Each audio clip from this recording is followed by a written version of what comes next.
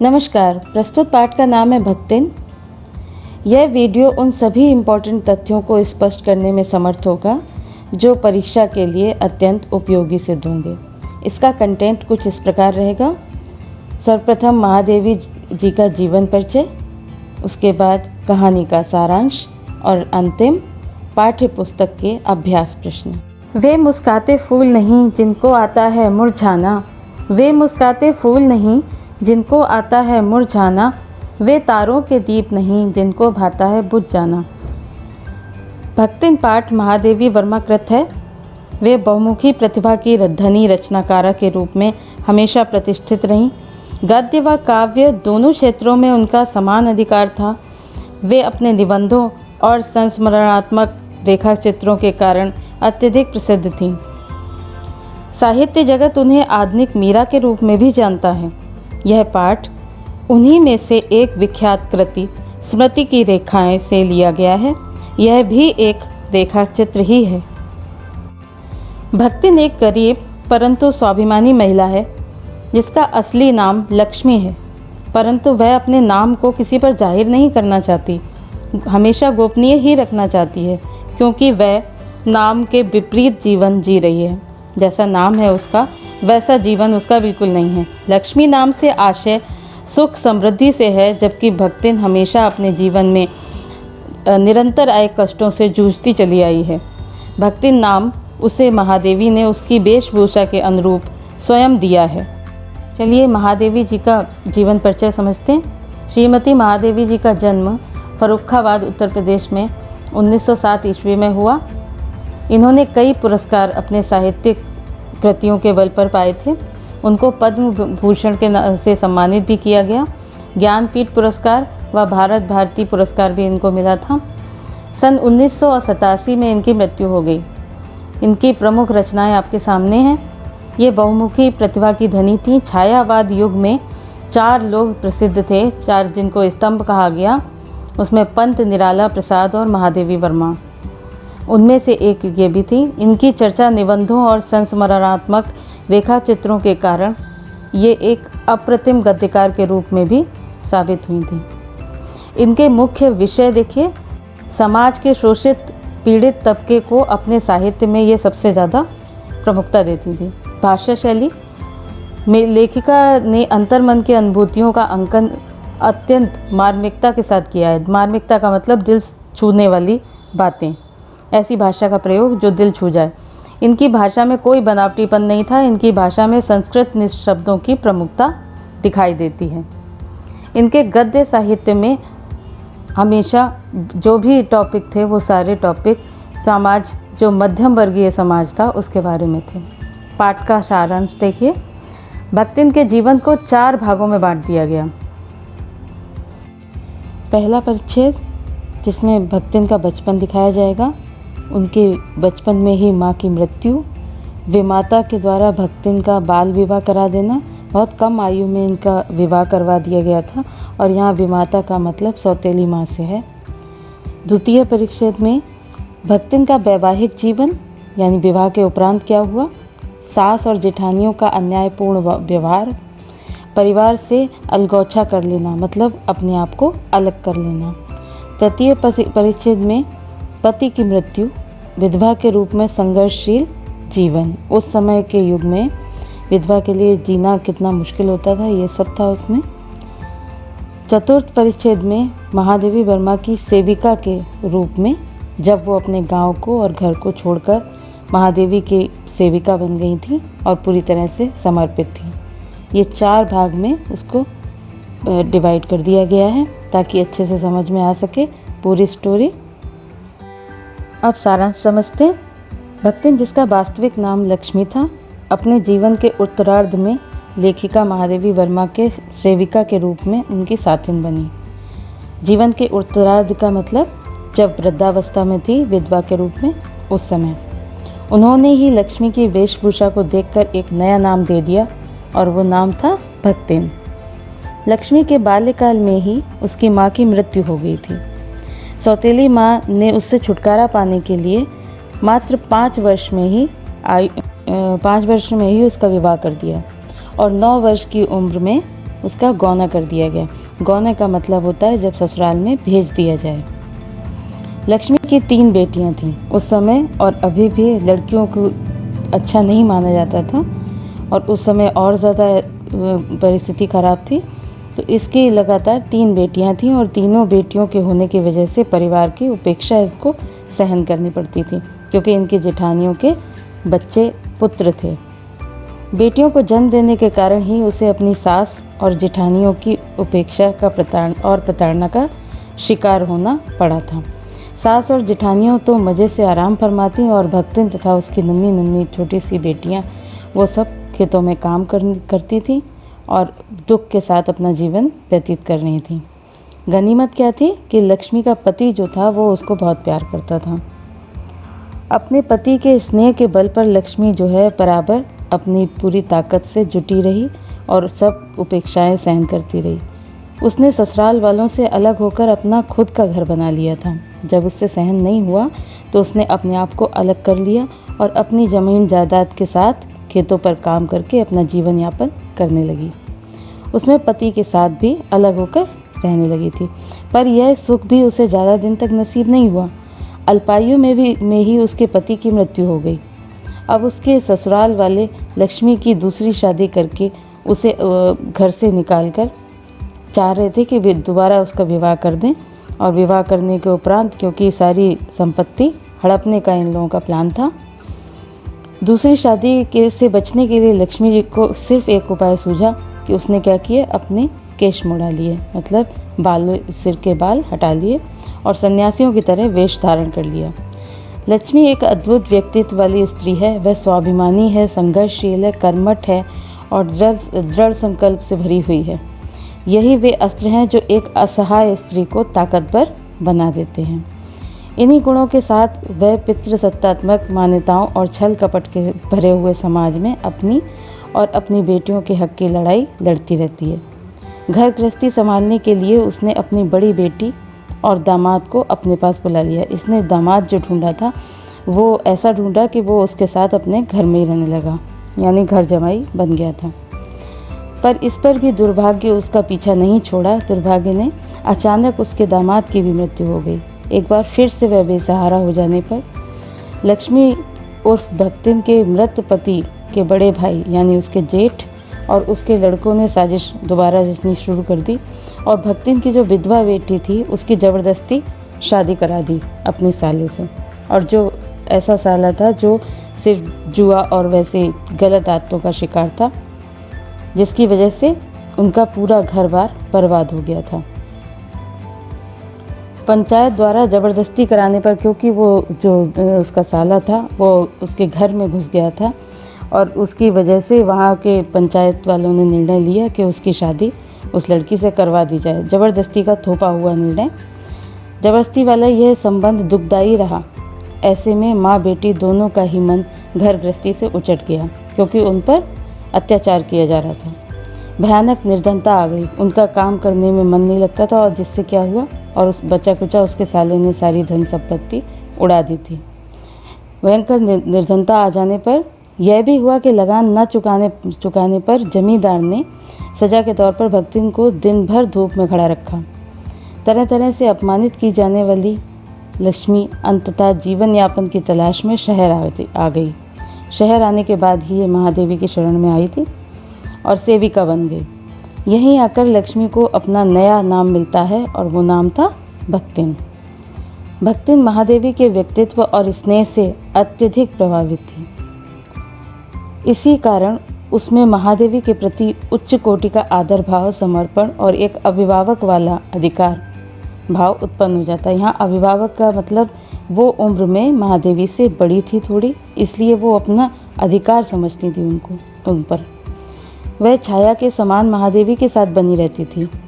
रात रात भर जागकर चित्रकारी या लेखन जैसे कार्य में व्यस्त अपनी मालकिन की सेवा का अवसर वह प्रयास करके ढूंढ लिया करती थी। जितनी देर वो लिखा करती थी कि अपने लेखन से संबंधित कार्य में व्यस्त होती थी, उतनी देर वो बराबर जग के बैठी रहती थी ताकि उनकी जो अपेक्षाएं हों, जो कुछ चाहिए उनको, तो उन तक पहुंचा सके।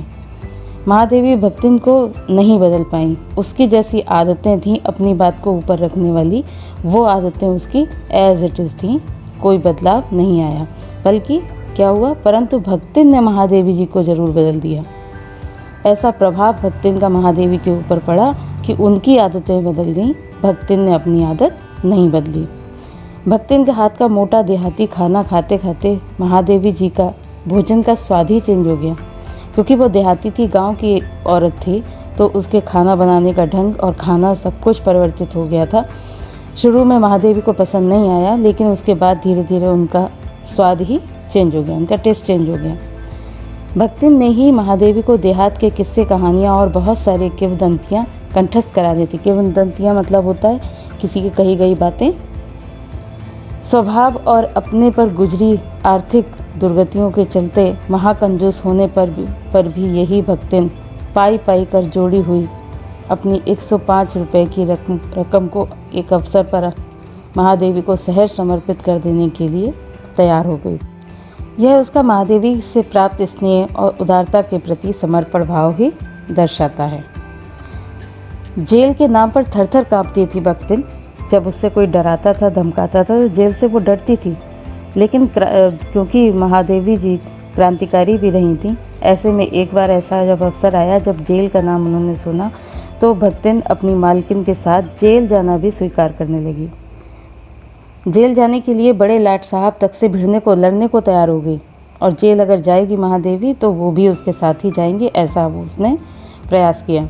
महादेवी जी के जीवन का ऐसा अविभाज्य हिस्सा बन जाती है। अविभाज्य का मतलब जो कभी अलग नहीं हो सकता, ऐसा हिस्सा बन जाती है भक्तिन। अब स्वयं महादेवी जी भी उसे खोना नहीं चाहती थी। महादेवी जी के शब्दों में उसे इस तरह देखा जा सकता है, जो उन्होंने शब्द बोले थे, आगे देखिए। मैं अक्सर ऐसा सोचती हूँ कि जब ऐसा बुलावा आ पड़ेगा, ये कौन सा बुलावा है, जब मृत्यु आएगी, चाहे महादेवी की आए चाहे भक्तिन की आए, उनमें से दोनों की भी अगर किसी की भी मृत्यु आती है, तो एक जो बचा हुआ व्यक्ति है वो अलगाव जो है सहन नहीं कर पाएगा, जिसमें न धोती साफ करने का अवकाश रह जाएगा, न सामान बांधने का, न भक्तिन को रुकने का अधिकार होगा, न मुझे रोकने का। तब चिर विदा के अंतिम क्षणों में ये देहातिन वृद्धा क्या करेगी और मैं क्या करूँगी, जो भी बच जाएगा वो क्या करेगा। अर्थात दोनों एक साथ ही रहना चाहते थे, अपने से एक दूसरे को जुदा वो कल्पना भी नहीं कर पा रहे थे। भक्तिन की कहानी अधूरी है, पर उसे खोकर मैं इसे पूरी नहीं करना चाहती। अगर वो पूरी करेंगी तो वहाँ पर मृत्यु जैसी चीज़ें दिखाई देंगी, इसलिए उन्होंने इस कहानी को अधूरा ही छोड़ दिया है। अब एनसीईआरटी के कुछ प्रश्न आपको समझाती हूँ मैं। पहला प्रश्न है एनसीईआरटी का, भक्तिन अपना वास्तविक नाम लोगों से क्यों छिपाती थी? भक्तिन नाम किसने और क्यों दिया होगा? दोनों प्रश्नों के आंसर हालांकि सारांश में आप समझ गए होंगे, लेकिन फिर भी दोबारा एक बार देख लीजिए। भक्तिन का वास्तविक नाम क्या था? लक्ष्मी था, जिसको लोग बिगाड़ के शब्द बोल देते हैं लक्ष्मिन, जिसका अर्थ वास्तविक क्या होगा? धन की देवी या समृद्धि की देवी।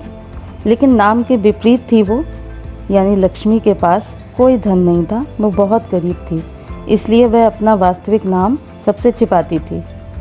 उसे यह नाम उसके घर वालों ने दिया होगा। भारतीय समाज में लड़की का पैदा होना वास्तव में लक्ष्मी का घर आ जाना ऐसा मानते हैं, इसलिए उन लोगों ने रख दिया होगा। लेकिन बाद में उसकी वेशभूषा जैसी उसने धारण की हुई थी, केश मुंडवा रखे थे और कंठी माला वगैरह पहने हुई थी, सादा साड़ी पहने हुए थी, उसे देखकर महादेवी ने उसका नाम भक्तिन रख दिया था। दूसरा प्रश्न देखिए, 2 कन्या रत्न पैदा करने पर भी भक्तिन पुत्र महिमा में अंधी अपनी जिठानियों द्वारा घृणा व उपेक्षा का शिकार बनी। ऐसी घटनाओं से अक्सर यह धारणा बनती है कि स्त्री ही स्त्री की दुश्मन है। क्या आप इससे सहमत हैं? ये वैसे तो छात्रों को स्वयं ही लिखना चाहिए अपनी योग्यता और ज्ञान के अनुसार, लेकिन फिर भी एक बार आपको एक्सप्लेन कर देती हूँ। कन्या या लड़की के पैदा होने के बाद सबसे ज़्यादा अगर कोई बुरा भला कहता है तो घर की स्त्रियाँ कहती हैं। ऐसे में लोग सामान्य तौर पर एक कमेंट की तरह टिप्पणी करते हैं कि स्त्री ही स्त्री की दुश्मन होती है। अभी भी दहेज प्रथा और इस तरह की लड़की और लड़के में फ़र्क वाली चीज़ें दिखाई देती हैं। ऐसे में जिठानियों के द्वारा इसको सताया जाना और पुत्रों की पुत्री से बराबरी ना करके उनको नीचा दिखाने की कोशिश जो की गई है, उससे स्पष्ट होता है कि स्त्री स्त्री की दुश्मन होती है। पूरी कहानी से यही समझ में आ रहा है। और ऐसे वैसे भी सास और जेठानी ऐसे लोगों का नाम हमेशा से बदनाम ही रहा है। एक नारी दूसरी नारी के सुख को देखकर कभी खुश नहीं होती है, ऐसा सब कहते हैं, ऐसा देखा भी गया है उदाहरण। पुत्र ना होना, संतान ना होना, दहेज आदि सभी मामलों में नारी ही समस्या को गंभीर बनाती है। ज़्यादातर गंभीर बात जब आती है तो स्त्रियों के ही बारे में सुनने में आता है। वे ताना देकर समस्याग्रस्त महिला का जीना हराम कर देती हैं। ऐसी चीज़ें ज़्यादातर औरतों के द्वारा होती है।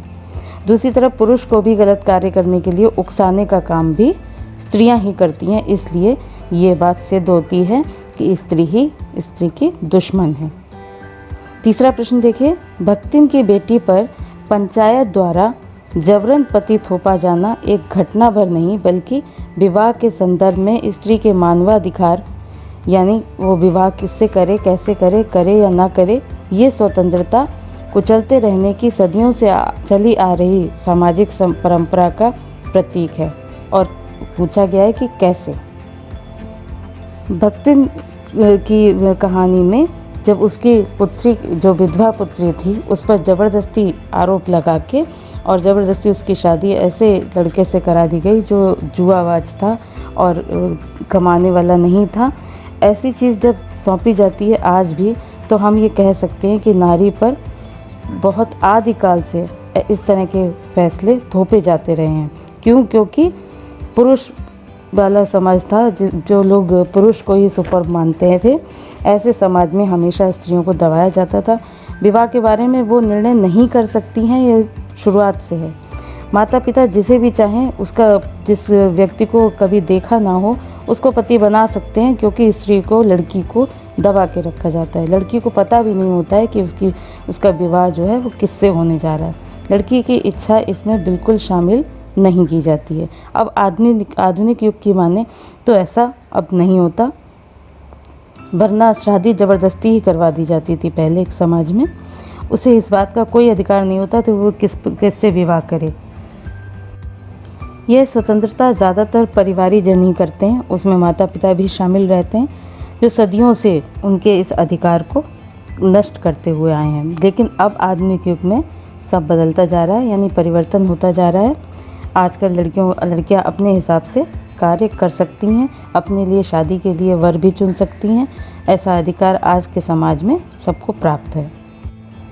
अगला प्रश्न देखिए, भक्तिन अच्छी है यह कहना कठिन होगा क्योंकि उसमें दुर्गुणों का अभाव नहीं।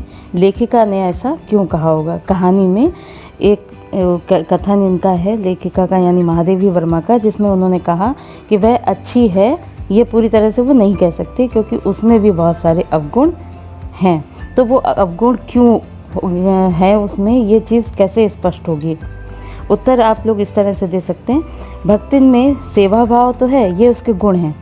कर्तव्य परायणता भी है, परंतु इसके बावजूद उसमें अनेक दुर्गुण भी हैं। लेखिका उसे अच्छा कहने में कठिनाई सी महसूस कर रही हैं, यानी पूरी तरह से वो ऐसा नहीं कह सकती कि वो सद्गुणों से भरी हुई है। लेखिका को भक्तिन के निम्नलिखित कार्य दुर्गुण जैसे लगते थे। नंबर 1 क्या? वह लेखिका को इधर उधर पड़े पैसे रुपए भंडार घर में मटकी में छिपा देती थी। जब उससे इस कार्य के लिए पूछा जाता तो वह अपने आप को सही साबित करने के लिए बहुत सारी बहस करती थी। दूसरा पॉइंट, वह लेखिका को प्रसन्न रखने के लिए बात को इधर उधर घुमा देती थी और कभी भी सच बात को नहीं मानती थी। तीसरी बात, शास्त्र की बातों को भी वह अपनी सुविधा के अनुसार सुलझा लेती थी, यानी शास्त्र में कुछ लिखा है, ये बात कंफर्म ना होने के बाद भी उसको दूसरे पर थोपने की कोशिश करती थी।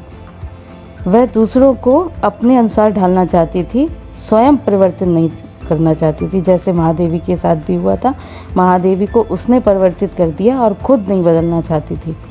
पढ़ाई लिखाई में उसकी कोई भी रुचि नहीं थी। तो ये दुर्गुण होने की वजह से महादेवी जी स्पष्ट तौर पर ये नहीं कह पाई कि भक्तिन बहुत अच्छी सेविका थी।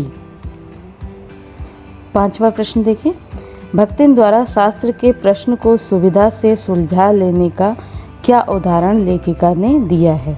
शास्त्रों की बात भी जब वो कोई बात कहती थी तथ्य, तो उसके पास उसके कारण नहीं होते थे, बहस करने के लिए कोई तर्क नहीं होते थे, वो ज़बरदस्ती उस बात को दूसरे पर थोपती थी। तो उत्तर में आप लिख सकते हैं, जब लेखिका चोरी हुए प्रश्नों के बारे में लक्ष्मण से पूछती है तो वह कहती है कि पैसे मैंने संभाल कर रख दिए हैं। क्या अपने घर में भी पैसे संभाल कर रखना चोरी है? वह कहती है चोरी और झूठ तो धर्मराज युधिष्ठिर में भी होगा, यानी झूठ और वाली बात जो है वो युधिष्ठिर के अंदर भी थी, जबकि वो धर्मराज कहलाते थे।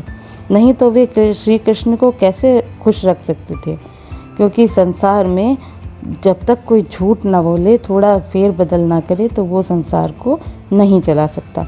चोरी करने की घटनाओं और महाराज युधिष्ठिर के उदाहरणों के माध्यम से लेखिका ने शास्त्र प्रश्न को सुविधा से सुलझा लेने का वर्णन किया है। अगला प्रश्न देखिए, प्रश्न नंबर 6, भक्तिन के आ जाने से महादेवी अधिक देहाती कैसे हो गई?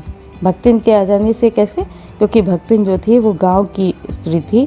जब उसने खाना बनाना और सेवा करना शुरू किया तो खाना वो अपने अनुसार बनाती थी, मोटी मोटी रोटियां और दाल सिर्फ, और वो चुपचाप उसको, पहले तो उनको पसंद नहीं आती थी, बाद में वो धीरे धीरे उसकी हैबिट उनको पड़ गई थी, यानी वो भी देहाती खाना खाने लगी थी। उसकी आदत के अनुसार महादेवी भी परिवर्तित हो गई थी। तो आप आंसर कुछ इस तरह लिखेंगे, भक्तिन देहाती महिला थी। शहर में आकर उसने स्वयं में कोई भी परिवर्तन नहीं किया, बल्कि ऊपर से दूसरों को भी अपने अनुसार चलाना चाहती थी। अपने मामले में उसे किसी प्रकार का हस्तक्षेप पसंद नहीं था। किसको? भक्तिन को। उसने लेखिका का मीठा खाना बिल्कुल बंद करा दिया। उसने गाढ़ी दाल, मोटी रोटी खिलाकर लेखिका के स्वास्थ्य संबंधी चिंता दूर कर दी। वह लेखिका को रात को मकई का दलिया, सवेरे मट्ठा, तिल लगाकर बाजरे के बनाए गए हुए पुए और ज्वार से बने हुए भुट्टे और हरे हरे दाने वाली खिचड़ी, इस तरह का खाना भी खिलाती थी जो देहाती लोग ज़्यादा खाते हैं। उस तरह के खाने को शुरू में महादेवी पसंद नहीं किया उन्होंने, लेकिन बाद में वो ये सब खाने लगी थी। इन सबको वह स्वाद से खाने लगी इसलिए क्योंकि उसकी आदत पड़ गई उसके साथ रहते रहते उसका ही खाना खाने की, क्योंकि उसने भक्तिन ने पूरी तरह से अपने रंग में ढाल लिया था उनको। इसके अतिरिक्त उसने महादेवी को देहाती भाषा भी सिखा दी। वो बोलने लगी थी उसी की भाषा, जैसा कि आपने कहानी में आप देखेंगे, जो अगले वीडियो में मैं बनाऊंगी, एक्सप्लेन करूंगी लाइन बाय लाइन। उसमें आप देखेंगे कि उसके जो सेंटेंस हैं, उसके जो कथन हैं, वो बिल्कुल देहाती वाली लैंग्वेज है, और उस लैंग्वेज को धीरे धीरे महादेवी भी बोलने लगी थी।